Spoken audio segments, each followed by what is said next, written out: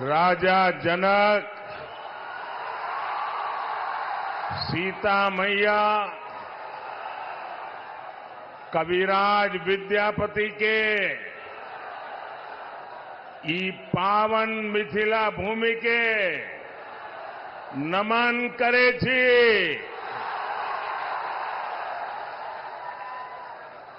मैं दरभंगा की धरती से स्वर्गीय महाराजा कामेश्वर सिंह जी को भी प्रणाम करता हूं। एक तो मिथिला की ये पुण्य भूमि और दूसरा आप जनता जनार्दन का आशीर्वाद।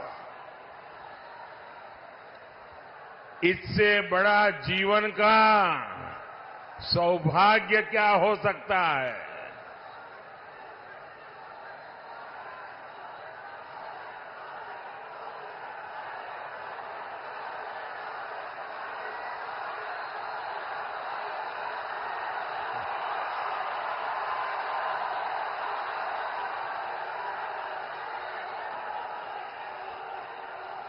आप वो मोदी को कितना नचाओगे?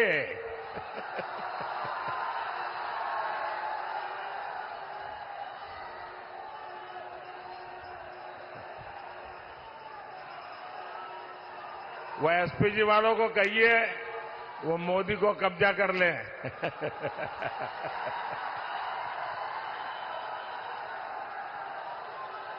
लेकिन बढ़िया बना के लाए हो आप।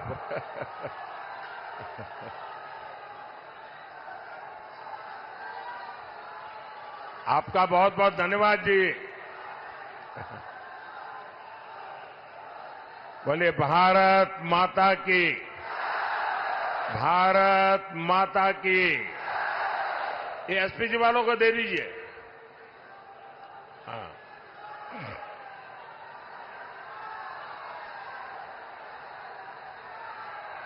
जय श्री राम, जय श्री राम। मैं आप सभी को अयोध्या में राम मंदिर के निर्माण की बहुत बहुत बधाई देता हूं।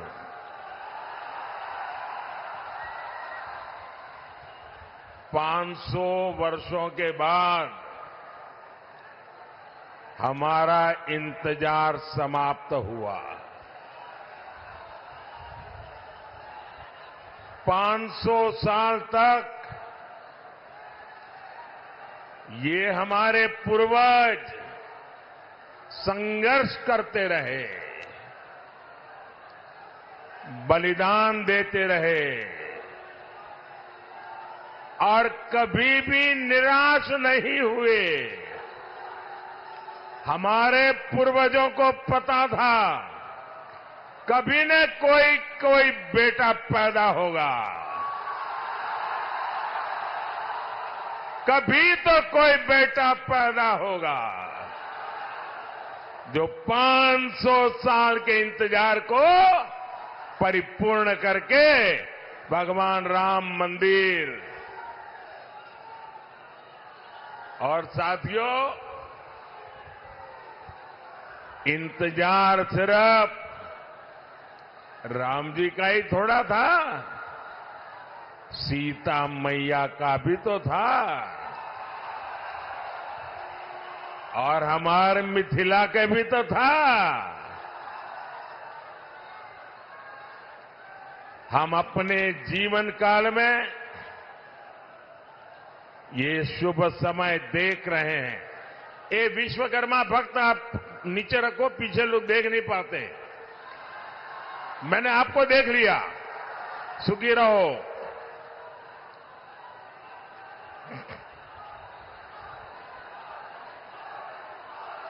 ये शुभ समय,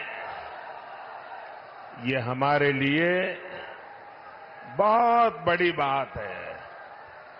साथियों, जब अयोध्या में रामलला की प्राण प्रतिष्ठा हो रही थी, तब मैंने कहा था कि अब भारत आने वाले 1000 साल का भविष्य लिखेगा। कई बार इतिहास की एकाध घटना भी कई शताब्दियों का भाग्य तय कर देती है।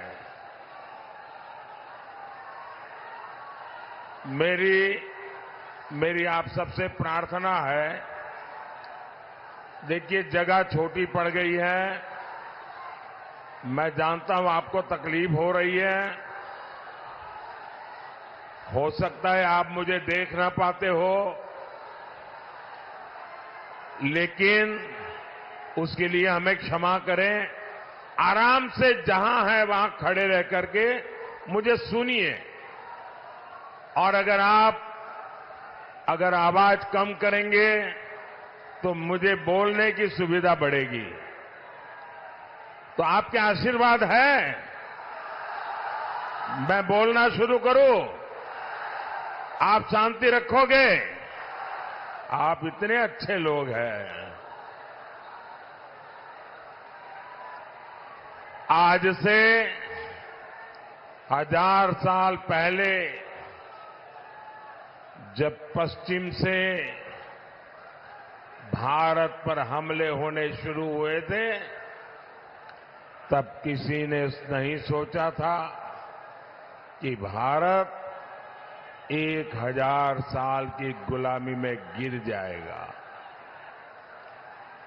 जो बिहार देश को दिशा दिखाता था, वो ऐसे संकटों से घिरा कि सब कुछ तबाह हो गया। लेकिन साथियों, भारत के भाग्य ने आज एक बार फिर करवट ली है। बिहार के भाग्य ने एक बार फिर करवट ली है। 21वीं सदी में ये कालखंड ऐसा आया है जब भारत फिर से अपनी सारी बेड़ियां तोड़कर उठ खड़ा हुआ है। आज भारत की दुनिया में जो साख है ना, वो नई ऊंचाई पर है। आज भारत चांद पर पहुंच गया है, जहां कोई नहीं पहुंचा।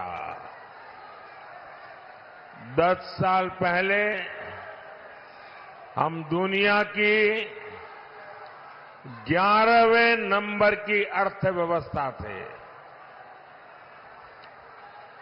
सिर्फ 10 साल में हम दुनिया की 5वें नंबर की अर्थव्यवस्था बन चुके हैं।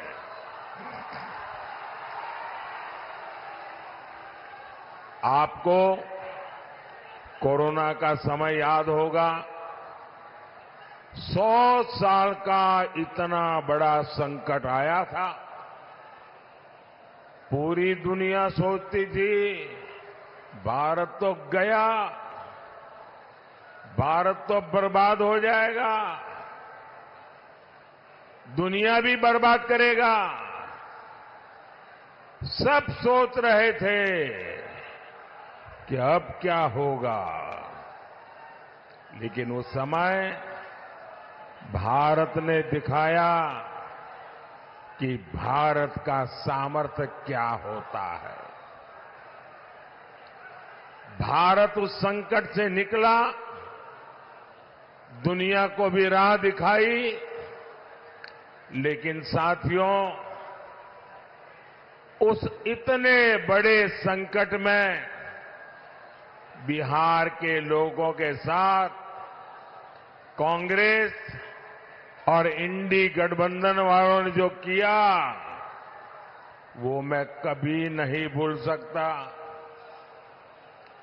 दिल्ली में इंडी गठबंधन की सरकार थी, महाराष्ट्र में इंडी गठबंधन की सरकार थी और इन लोगों ने बिहार के लोगों को उस संकट काल में वहां से साजिश करके भगा दिया, वापस भेज दिया था।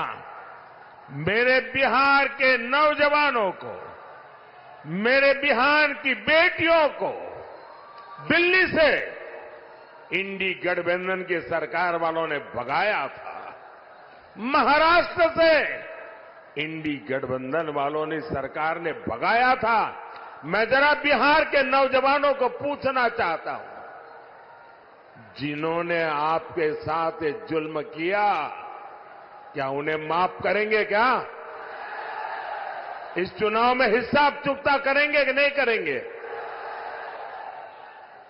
बिहार के लोगों को बसों में बिठाया गया और बीच रास्ते छोड़ दिया गया और आज यही इंडी गठबंधन के लोग आपसे वोट मांगने आ रहे हैं।